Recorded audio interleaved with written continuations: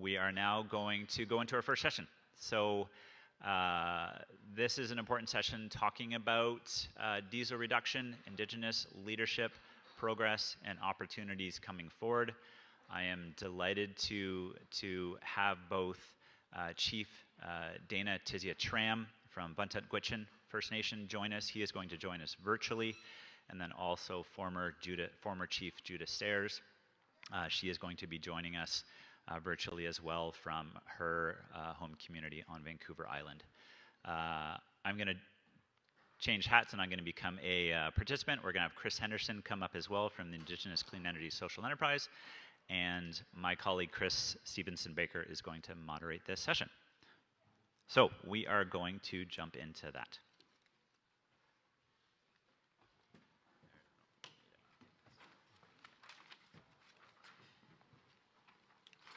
Thank you, Dave. Hello, everyone. I'm very excited to be able to participate directly in the session that Dave and the team have been pulling together. In this session, we've got two Indigenous leaders who are going to share their experience with the challenges, trying to tackle some of the challenges that we're all here to work on, the focus of this event, and then followed by two clean energy experts whose organizations are focused on trying to catalyze change, to help with capacity, seeking to partner with organizations that are going down the path of decarbonization in their own communities. As Dave mentioned, my name is Chris Severson-Baker, and I lead Pembina's work on decarbonizing the supply of energy across the country. So that includes the challenge of decarbonizing the energy systems in the north as well.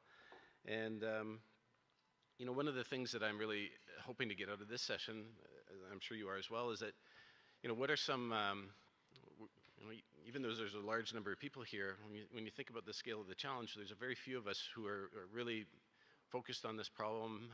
We have a relatively short amount of time to tackle this challenge, and so we're going to have to be really strategic and really focused about how we work together and how we deploy our limited resources. It's not going to be easy, even though there's a lot. The government of Canada is really committed to addressing climate change. Change is hard, and so I think that's something that I'm hoping to get out of this conference is a better idea about where we can really focus our resources. What is the biggest bang for our buck that we can make as an organizations? And so I'm going to introduce everybody now, and we'll get started. So we've got, as Dave mentioned, we've got two speakers who are going to be joining us on the screen. So hopefully that will work very well. And so we're going to start off with Chief Dana Tizya-Tramm, who's the chief of the Vuntut Gwitchin First Nation. And I'll get our speakers to talk a little bit more about themselves, introduce themselves and their experience on this file when they speak. And then Judith Sayers, former chief of the Nuu-chah-nulth First Nation and president of the Nuu-chah-nulth Tribal Council. And then we'll have Dave Lovekin, who just spoke, as the director of Renewables Communities, followed by Chris Henderson, who is a clean energy thought leader, eco-entrepreneur, and environmental innovator, and executive director of Indigenous Clean Energy. So please join me in welcoming our speakers, and hope we have a great session. Thank you.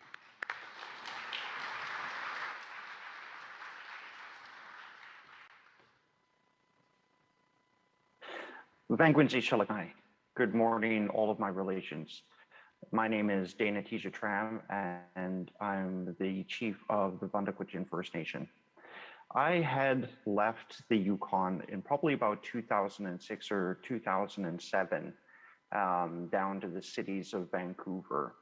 But I did turn back, coming to the community of where my family originated from, of Old Crow, 80 miles north of the Arctic Circle, 60 miles east of the Alaska border, as the most northwest settlement in Canada, a rural community not connected to the rest of the world by way of road. It was here that in 2016, I joined leadership, later becoming elected chief in 2019. Really, the flame of our government is not separated from the coals of our people, and witnessing the spark of democracy in our community was incredibly inspiring, something I still enjoy today. Moving forward, in 2019 coming in, there was a very large need across the world, one that had been there for decades, but the world was becoming conscious of as a whole. With successive intergovernmental panel on climate change reports, it was becoming very bare, the large and pressing issue that had faced us all as a people. And this is a singular and unifying issue, not one that should create division. As in Indigenous peoples who are looking at modernization, who are looking at reconciliation, this is an issue that permeates caste and creed and should bring us together around solutions. In 2019, the Vuntut Gwitchin government recognized this with our climate change emergency declaration, which rang a bell that resonated around the world. Moreover, I had tabled a resolution at the Assembly of First Nations to mirror the Canadian government's own commitment to get remote communities off diesel generation by 2030. And with our own project within our community, a singular solar panel project of over 2,100 bifacial panels that satisfies 24% of our community's electrical needs. This is removing 650 tons of carbon.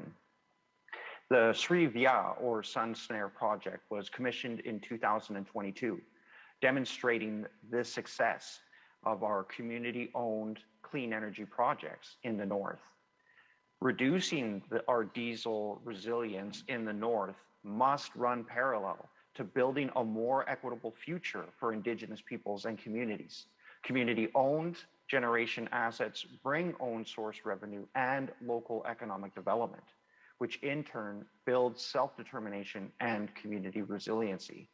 The Vuntut Gwitchin First Nation recognized this climate emergency and directed our government to achieve ambitious climate targets, recognizing every community, big and small, has a major role to play in reducing carbon emissions. A low carbon future is a positive future for Indigenous peoples and remote Indigenous communities. It means access to clean energy without the social and environmental liabilities of diesel generation. It means houses being built and constructed with standards as southern jurisdictions, modern water services and access to responsible waste management and recycling, subsistence harvesting, and bush economies. And the protection of First Nation lands are essential components of thriving low carbon futures in the Arctic, an Arctic that is changing over twice as fast as the rest of the world. We now know what needs to be done to reduce greenhouse gas emissions. It's not a shortage of good ideas. It's having the implementation tools that is the challenge. We need new policies and laws, community education, new and stronger partnerships. We need to tackle greenhouse gas emissions with Northern knowledge and in the Northern perspective. The days of needing an energy champion are done. The Vuntut Gwitchin government is now considering ways to integrate climate change adaptation and mitigation in efforts to reduce greenhouse gas emissions into every aspect of governance, into our way of being and knowing.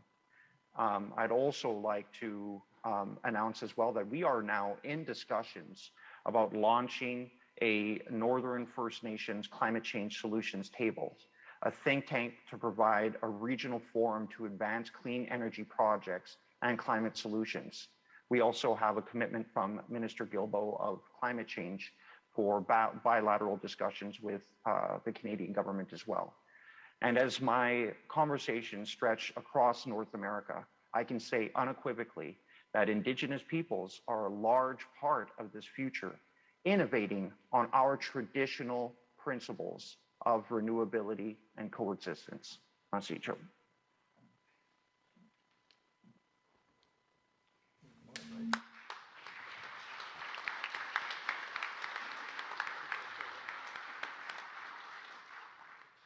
Thank you very much. We'll now go to our next speaker, former Chief Judith Sayers. Yep.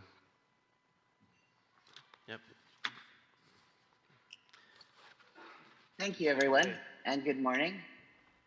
I wish I could be with you today to see old friends, longtime colleagues, and new players in the clean energy industry.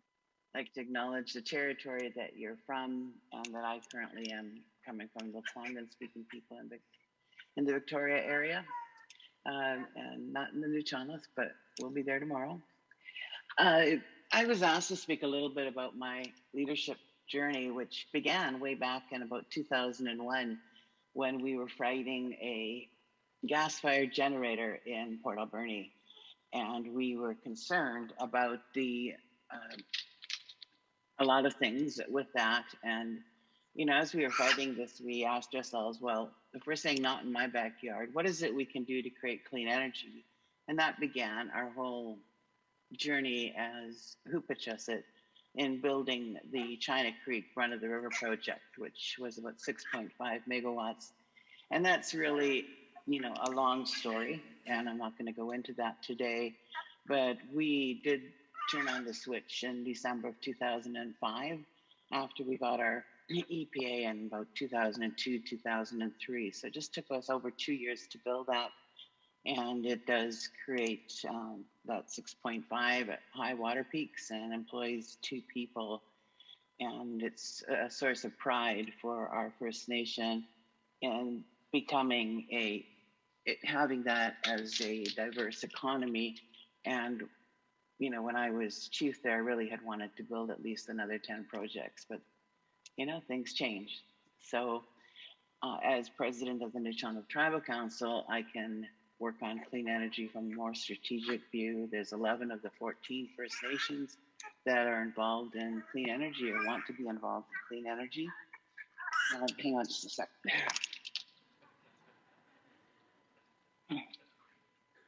Sorry, I got my little grandchild with me this morning.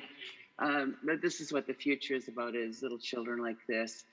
You know, and I really like the previous chief speaking about climate emergency, because when we started way back in 2001, climate change was an important issue. Today, we're at critical and emergency stages of that climate emergency. So it was a very learning process for me, coming from someone who didn't know anything about clean energy and electricity, to learning about the industry. What are the issues? What do we need to lobby for? And I have spent the last 20 odd years lobbying for those kinds of things on behalf of my First Nation, then now the Nuu-chah-nulth Tribal Council, and really First Nations in British Columbia, because, you know, we need a voice. We need strong voices. And when you see the results of clean energy projects in our communities, you know that it's important. Energy sovereignty is important. How many of our communities are at the end of the line, remote, and having power going off on them, you know, up to 2 weeks every winter storm?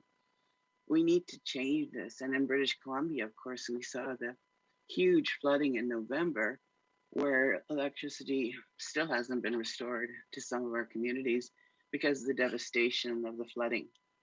You know, we need to be energy sovereign. We need to be able to provide our own power. And, you know, my thought for British Columbia has always been that I want it to be regionally independent. Not all of our power coming from northeastern BC. I've always been concerned about natural disasters and the ability to get the power way over to Vancouver Island.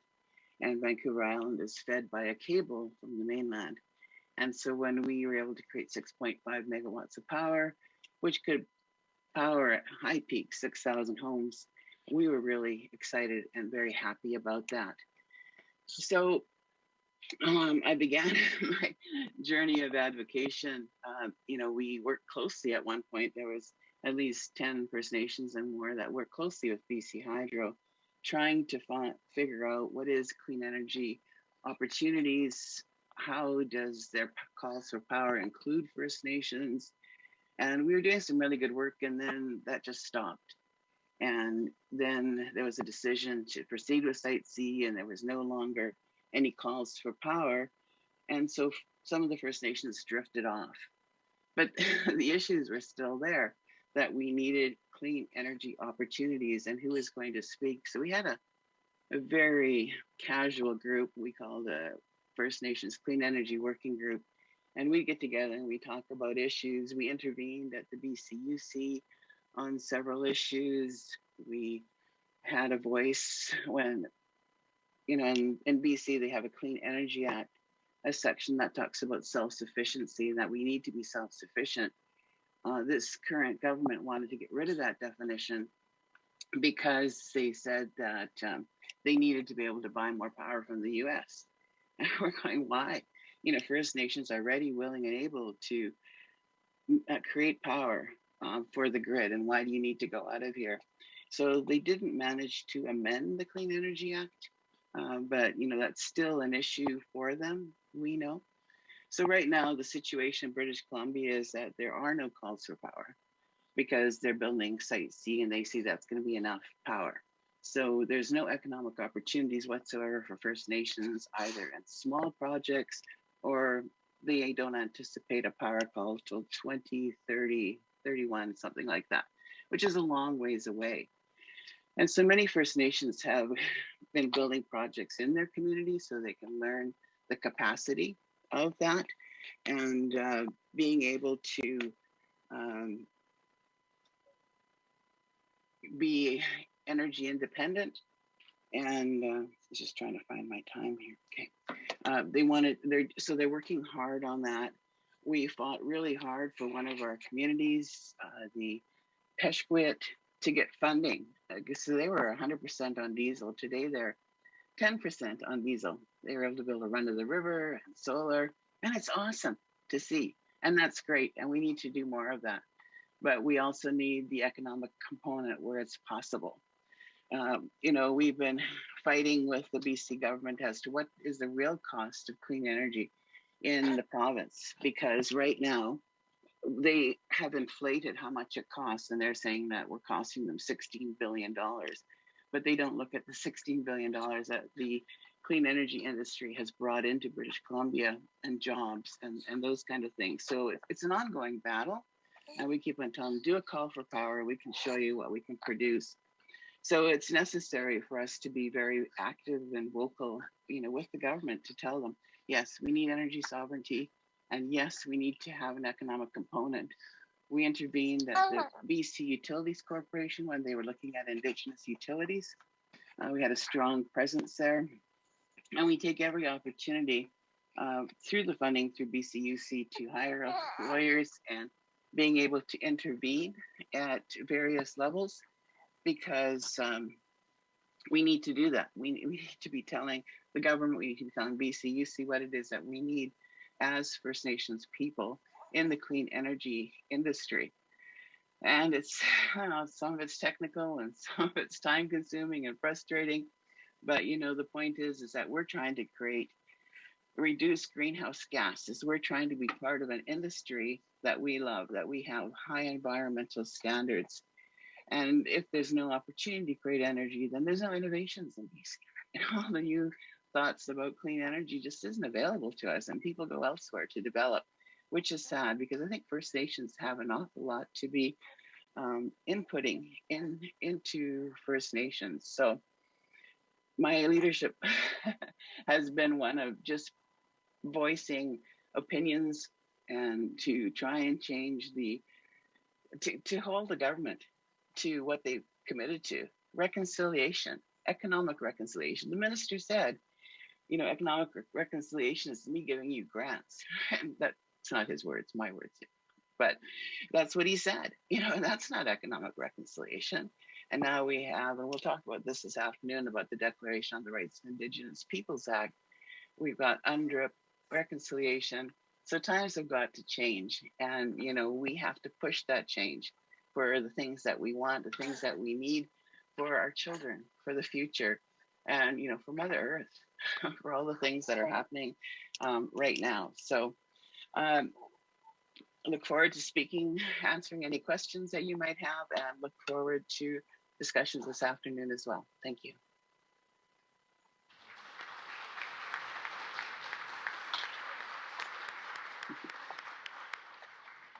Great. Well, thank you very much.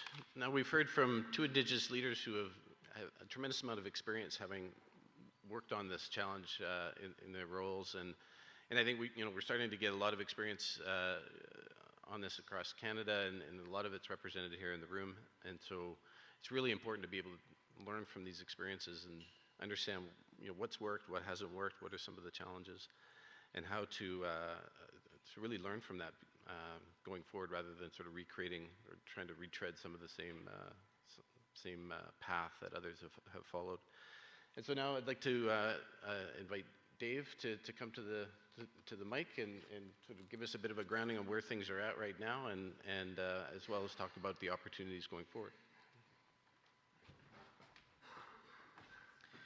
Thanks, Chris.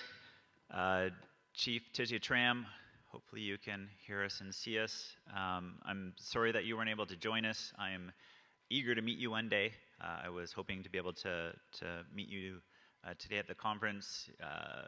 Your declaration of a climate emergency in Old Crow was inspiring, and I thank you for your leadership in your community. Judith, you are missed here as well. We wish you were here as well. And I also heard about you 6-7 years ago in the small hydro project that you were developed in, and I'm glad I have made your acquaintance through this journey. I want to take you on a little journey on diesel reduction and where we are today and where we need to go to. If I can get that one slide deck up, please.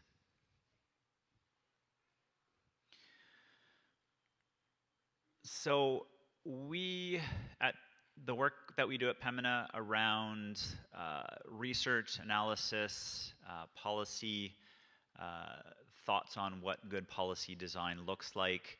About 3 years ago, we were asking ourselves the question, as we got deeper into this space and this work, where are we actually on the progress of diesel reduction? We launched this research before we were planning on doing this conference in 2020. So it is a few years old now. Maybe some of you have seen it. But it was a research effort to pull together kind of a quantitative analysis of where we are with diesel consumption in remote communities across Canada. Pulled together a great team to do this. This is available on our website, as well as the modeling approach and methodologies that we did. And I'm going to quickly take you through that actually within 10 minutes. And then I'm going to present another animated presentation. So we did this, as I said, just to get a sense of where we are. We've heard a lot of projects being developed, but we didn't have that kind of quantitative understanding. So we wanted to do that to get a good sense of where is diesel consumption, how much diesel is actually being burned, how much of it is shipped, trucked, transported to remote communities, and look at the progress over the past 5 years. So that's what we did. We took a snapshot of quantifying diesel consumption and then progress over the past 5 years. This is one of the main graphs in the report. We looked at projects over the past 5 years, looking at grid connections. So there's some remote communities that were actually connected to provincial territorial grids. We looked at renewable energy, both renewable heat and renewable power, basically quantifying and summing all those projects that have been installed. And we also took a very thin slice of energy efficiency. Energy efficiency deserves a lot more attention in this space. Housing, energy efficiency, we were only able to accomplish and look at waste heat recovery from diesel gensets and some heat pump projects that we'll actually hear about later today. We're planning on doing an update to this next year. We are going to do an update of this progress on diesel reduction every 2 years. We want to be able to track progress in where we are. So the main results from that study is pretty impressive. Since 2015 to 2020, renewable energy projects in remote communities nearly doubled compared to projects developed over the past 40 years. So that for sure is an acceleration. Solar is making its mark. There was 11 times more solar installed than there was in place in 2015. So as of 2020, 11 times the solar projects installed. We're going to need to move the cheater screen soon. The number of diesel projects grew from 96 to 178 over those 5 years. So again, there's been some pretty incredible progress on the number of projects. And looking in that total combination of those 5 years, over 12 million liters of diesel has been displaced in remote communities. Over 12 million liters. That's pretty good. That is almost 5 Olympic-sized swimming pools worth of diesel fuel. That is no longer shipped, flown, barged, and burned in remote communities. And again, this is just over the past 5 years. So some pretty incredible progress. If you think of a swimming pool, an Olympic size, if there's any Olympians or people that just go to the swimming pool, it's a lot of water. 5 times that is a lot of diesel that is now displaced and not burned. So that's pretty impressive over the past 5 years. I would now like to go to if we can go to that Prezi presentation. Does anybody know Prezi? I've always wanted to use Prezi. This is my first opportunity to use Prezi. Yeah, just a little bit that way. I've always seen it on different presentations, and I'm like, that's pretty cool. So I wanted to give it a shot. Hopefully it works. Charles, are you able to cue that up? Great. So I'm going to take you on a 5-minute journey. This is 1 barrel of diesel. Pretty familiar icon. There's lots of diesel barrels in remote communities. 1 barrel of diesel contains about 160 liters of diesel. Okay? If we look at displacing that diesel, and this is the best icon I could find, if we could, through an energy efficiency project, through a renewable power project, through a renewable heat project, through biofuels, let's say that a green barrel of diesel is representing that diesel that is no longer burned or consumed. From the research that we did in the diesel reduction progress back in July 2020, this is the average renewable energy project size for those projects installed from 2015 to 2020. So about 84 kilowatts, 36,000 liters per year displaced from each of those projects. So pretty good. If we, can't see that. I think the average installed, so this is looking, so that the number before was average over 2015 to 2020. This is the average project installed as of 2020. So that one box at the top left is the amount of diesel from before. And so 6 times. So the projects are growing 6 times as large. And so that is the amount of diesel displaced from those larger projects. When you add all of that up, there's your 12.3 million liters. So that little square on the top left is the one from the slide before. So that is that. And there's that graph again. So there's your, hopefully that gives you somewhat of a visual of, again, how many liters is 12.3 million. And where do we need to go if we want to get off diesel in the north? That's how much diesel is still being burned in remote communities. You can look at that and be like, wow, that's a lot. How are we going to do that? It could be daunting. I see it as an incredible opportunity. The number of projects, the number of Indigenous-led projects that can be developed to get rid of those remaining squares is uncountable. And that's what excites me about this space, the opportunities coming forward and the opportunities for Indigenous communities, entrepreneurs, businesses to displace diesel through their projects and projects developed in communities. So there's kind of a flip side message here. There's, we have a long way to go, and through good policy, good leadership, we can get there, and there's tremendous opportunity.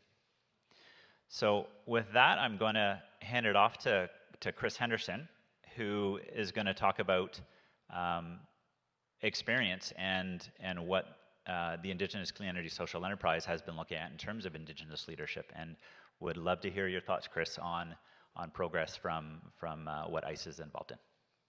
Thank you.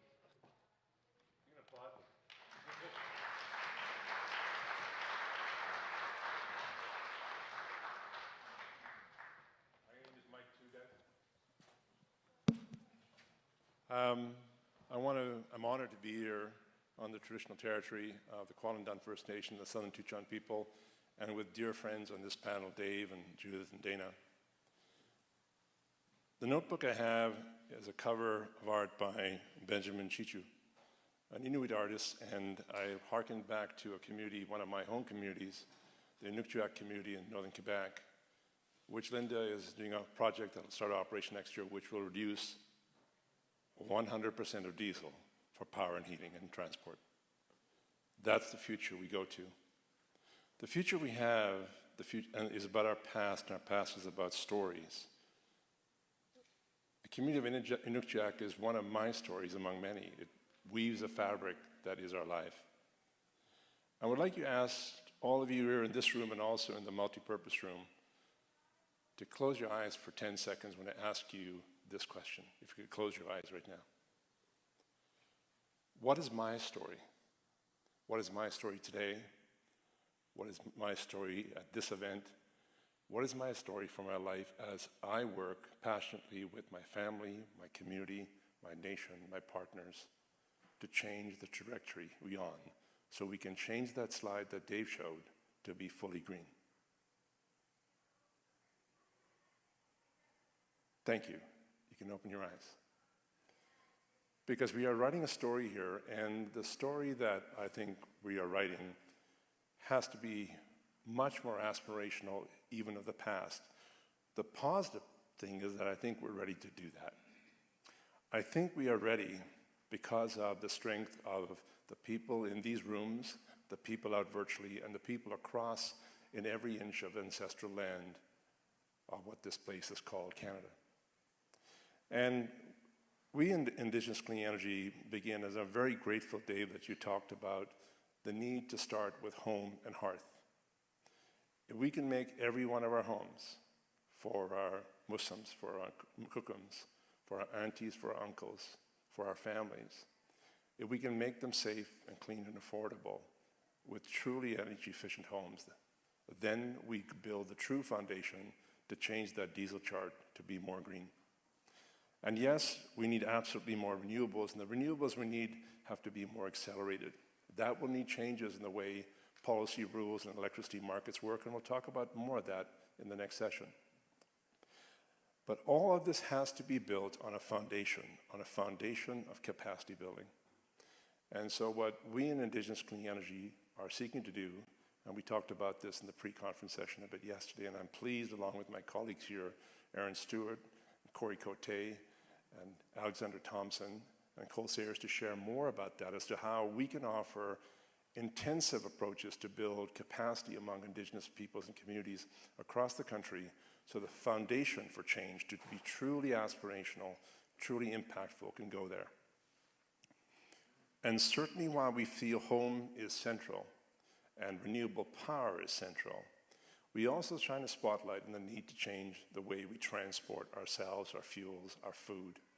And therefore, we think part of that clean energy future is impacting how we use our trucks, our marine motors, our snow machines, our ATVs in community, but also in terms of how we get materials that we need to community. And so the programming that we have in place now is so diversified, with a team of 30 people in 7 provinces and territories, is really trying to weave a story that becomes more abundant.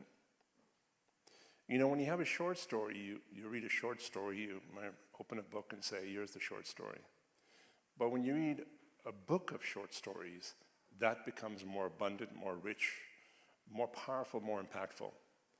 So the main message that I would give to you today is that let's not walk, let's run. Let's not write, let's create, let's sing. And so the stories that we're writing of projects are not about all those challenges with projects. So some of you know, when I wrote my book, Aboriginal Power, about 8 years ago, the first chapter actually says, a story being written. We are writing the story, but we're not going to write the story we really want to read unless we, and we means everyone. I mean, I really believe that, like Dana, when you started your remarks by talking to all our relations, all your relations, because we are all in relationship. And I think the roles of government, of utilities, of partners and technology firms, along with community, is part of that reconciliation story. But now what we have to do is realize that we have the foundation, we have the strength of people, we have the strength of community, we have the strength of relationships and partnerships to really write more stories, write them more abundantly, and they have to touch all aspects of clean energy, all aspects to get us to say goodbye to diesel. So I'd like to close my opening remarks before we go interactive by asking you to all put up your hands in this room, in the multi-purpose room, and online. All of you, you're waving goodbye to diesel. Thank you.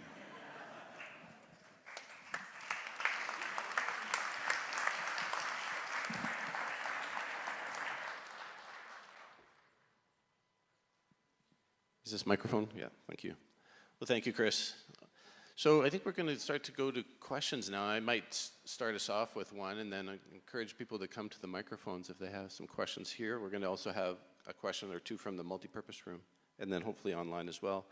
But maybe starting off with Chief Tizya-Tramm or Sayers, where do you see Indigenous climate and energy leadership going over the next decade? And another way of maybe answering that question would be if you were to be, if you got a phone call from an Indigenous leader from another community who wanted to learn from your experience, that what would you like to share with them right off the top of that conversation?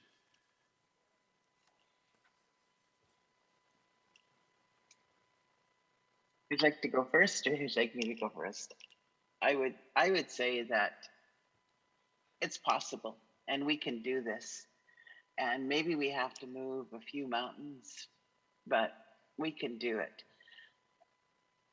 I think that there are so many inspiring stories across this country of First Nations that have got involved in clean energy, and you just have to look at them. What has it done for their community?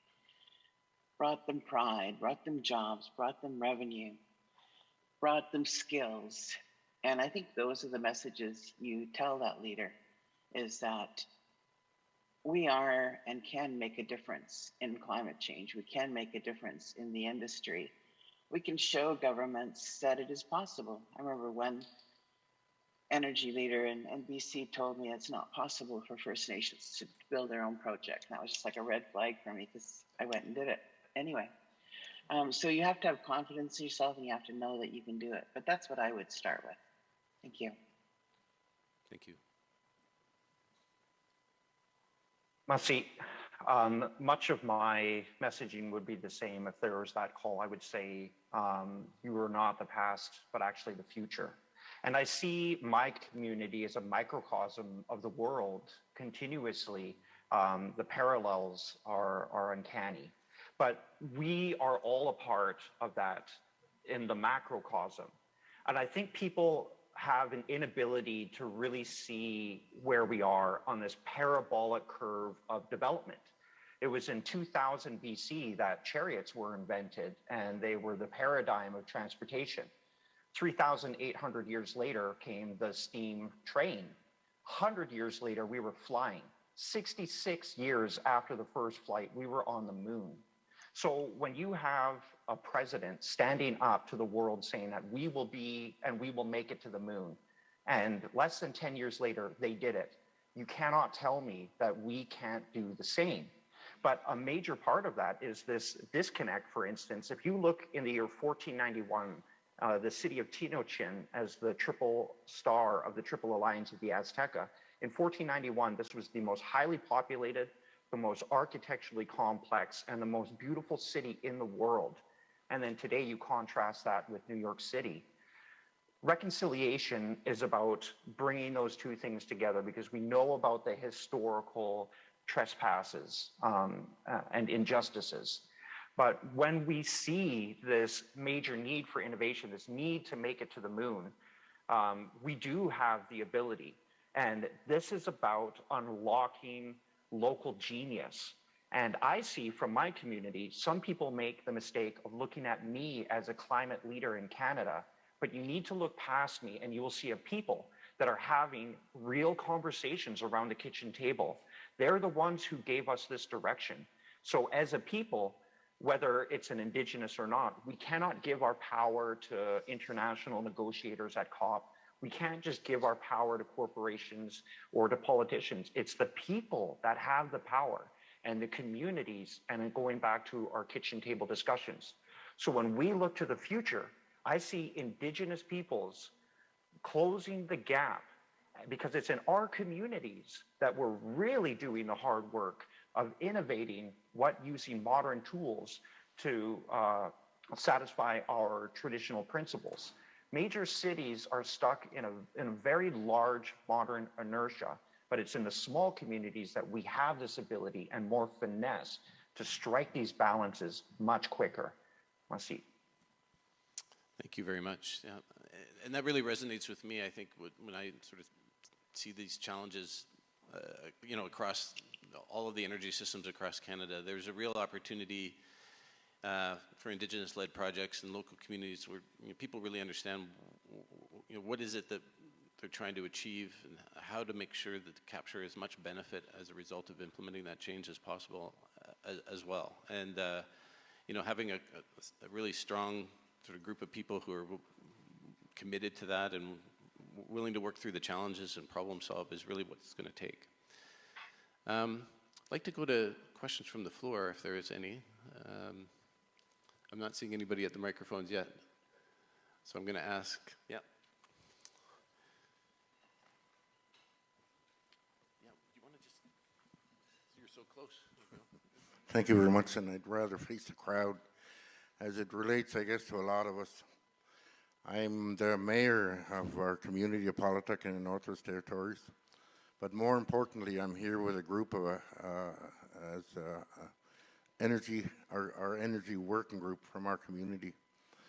My question is in more towards communication between science and the communities, especially those that are out more remotely.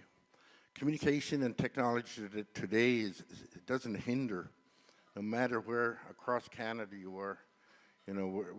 We're able to communicate, but there's a few gaps, I think, in my mind. One of them being that we have a lifestyle where, and I'll use my personal experiences, I don't wake up and the first thing I open is my computer and look at my email.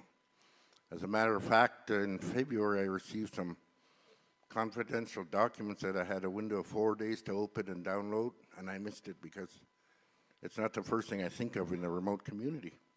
Now, the reason I'm saying that is to attain 100% renewables as a country, and I'm referring a lot, if not most, about the northern remote areas, that we have to have every single community, however remote, in the game here. And a lot of the communities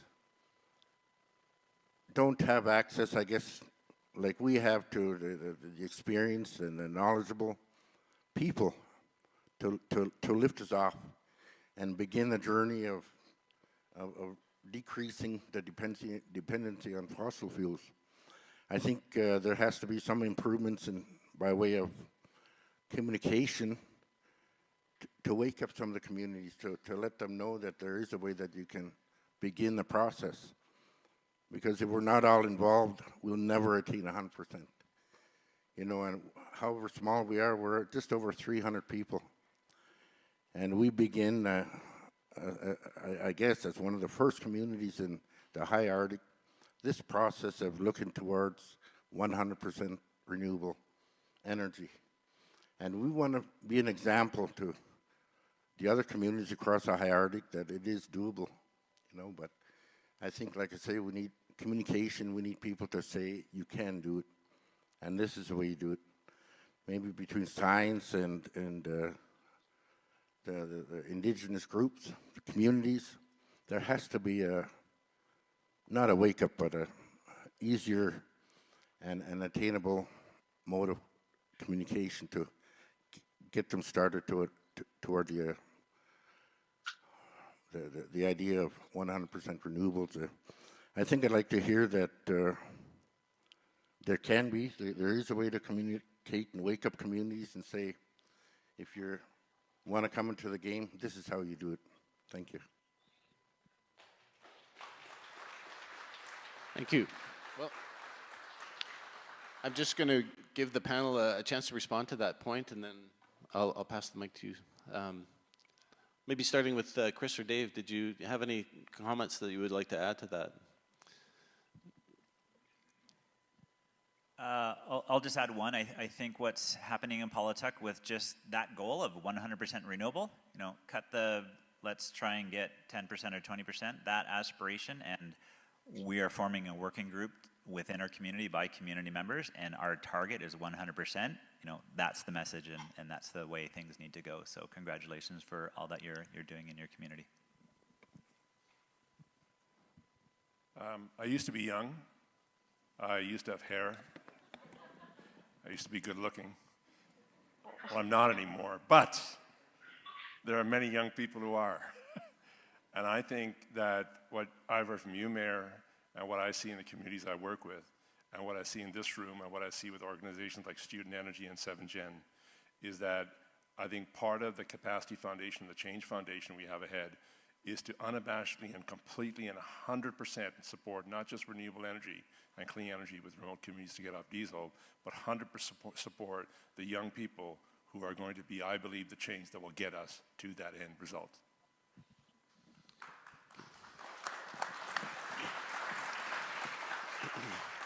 So we'll try to go to the multi-purpose room for our next question after this one.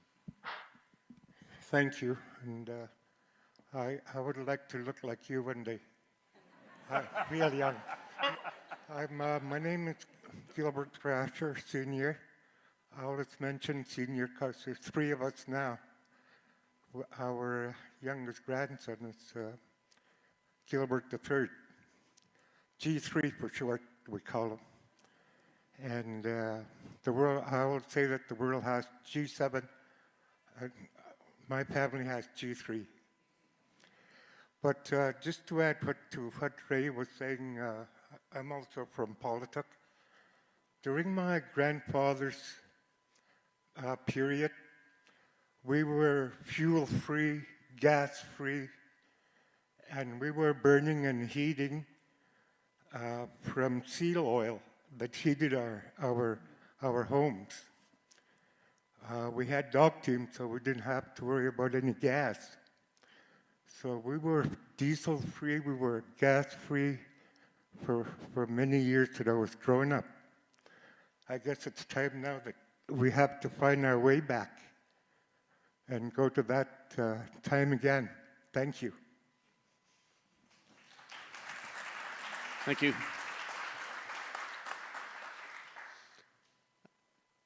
I'm not sure that anybody, does anybody like to respond to that on the panel? Otherwise, I think I'd like to try and get a question in from the multi-purpose room, and they look very friendly and young and nice over there based on the image that we saw, but I'd like to hear from them as well. Does anyone have any questions? No? Okay. I don't think we, thanks Chris, I don't think we have any questions. Okay. I've got one more, I'm just going to give to Dave and Chris here, and then, oh. Okay, well, please go to the mic so we can hear you really well. There's two mics set up, by the way. I'd like to know what needs to happen to decolonize a lot of the workplaces where the conversations about us are taking place.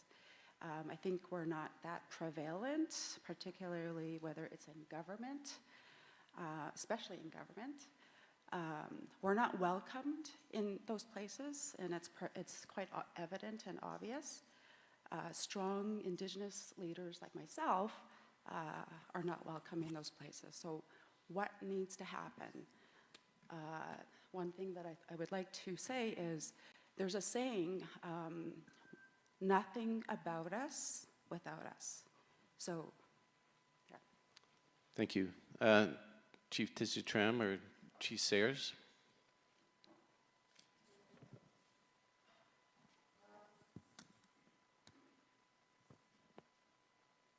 Dana, go ahead. I'll speak after you. Okay, I'll see. Thank you. To that question, education. Education is key, and I think that harkens back to communications as well. A large thing, and for people around the world, I get asked the question a lot of how to support reconciliation, et cetera. Supporting Indigenous rights, Indigenous land use planning.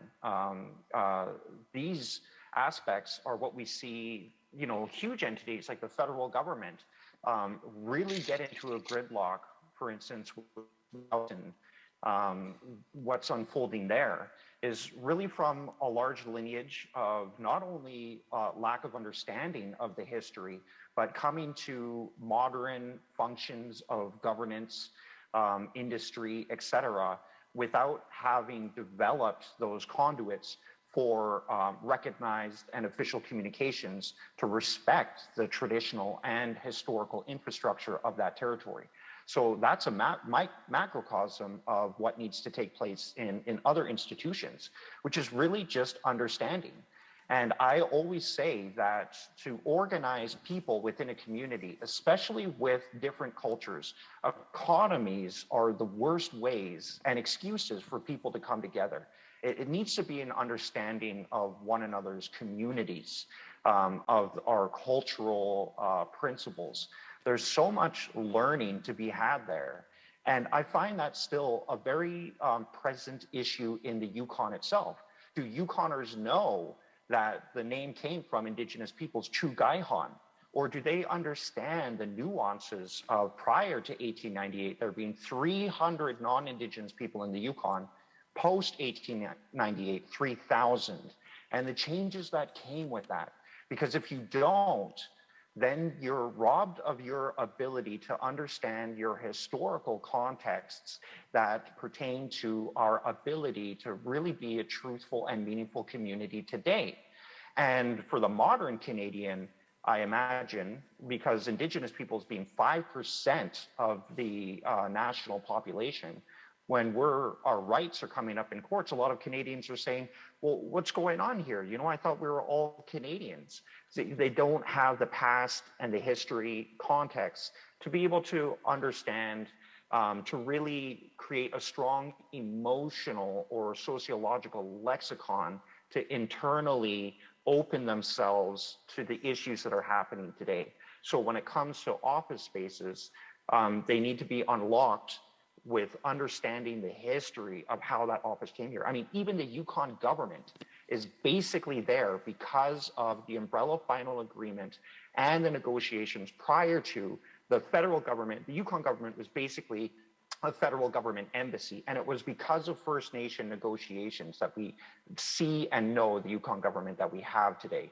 It's education and communication. Masi. I just like to add to that is that it's a very real thing. Governments like to talk to people, to First Nations, organizations that are friendly to them. They don't like to hear the harsh realities and what we really need. And so it's a theme I put out there all the time, talk to the rights holders. They're the ones that have the right. These organizations don't have the right to speak on our behalf unless we've given them that right. And so it's a constant battle to make sure that they'll come, and they don't like to talk to the experts.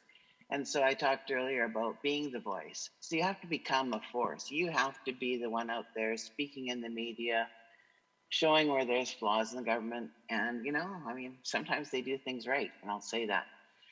But you have to be out there being that advocate for what's important. That colonial mindset is so hard to change. The racism that is out there, and we're naming it more and more and more. Racism is alive and well in many of these bureaucrats. They are afraid to talk to First Nations, and they don't know how to talk to First Nations, so they avoid it instead of talking to us. So we have to open those doors, start those conversations, let them know that we have a lot of expertise in our communities. As Dana has been saying, we have the traditional knowledge. We know what is needed and wanted in our communities, and the fight is bigger than ever. With climate change, with denying us opportunities to be developing things. We need to get rid of some of these old bureaucrats. And believe me, they have been some of the biggest barriers that we have faced. And even when they change governments, they keep these guys in there. So you don't get anywhere. And we need to get rid of people like that. We need to get more young, innovative minds and to try and promote what's important to us. So anyway, I understand your frustration. I face it all the time. Just say, why don't you guys ever come talk to me? Talk to the Nuu-chah-nulth. We're here. And it's a constant battle, and just keep hammering at them. Thanks.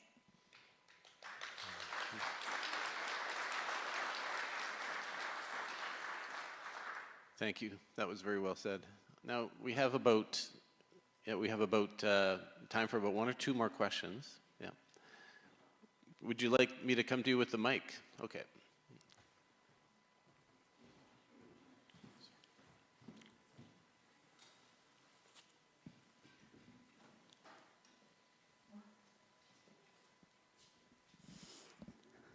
Hello, I'm from Delina, Northwestern Territories. Must Yukon for allowing me to respect your land. And I'm with my supervisor, Tim Tucho. Yeah, and with that Canada to Canada, I have a question.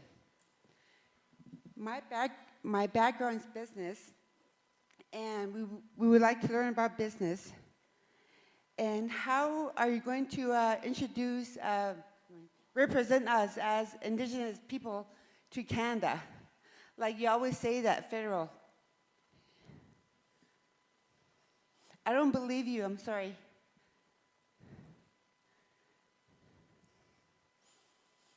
Okay, thank you. Can someone answer my question? Because thank you.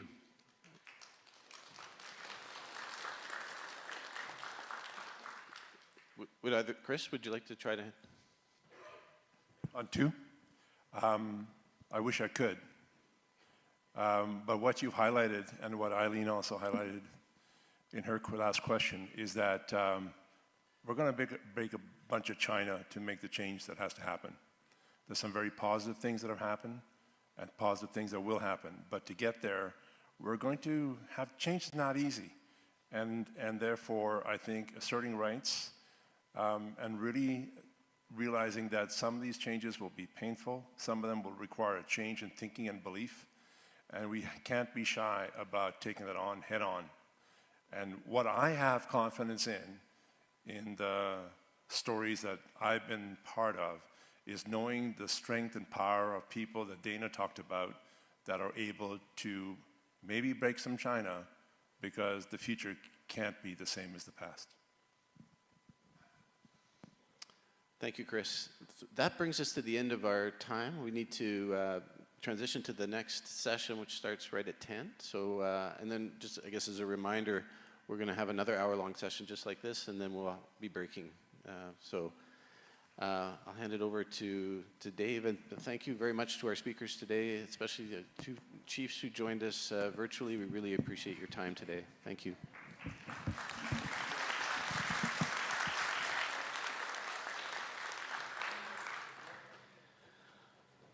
Okay, thank you, everybody.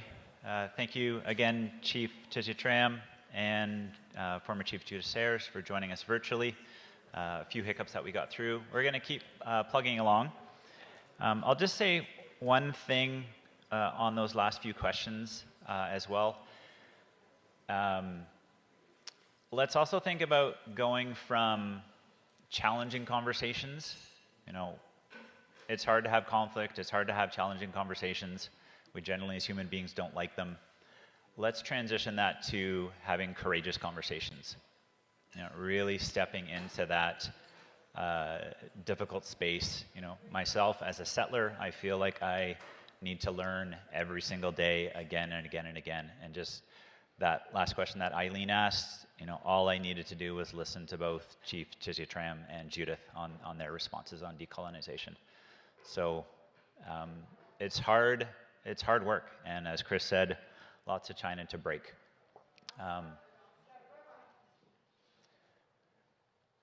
So those are my thoughts on that.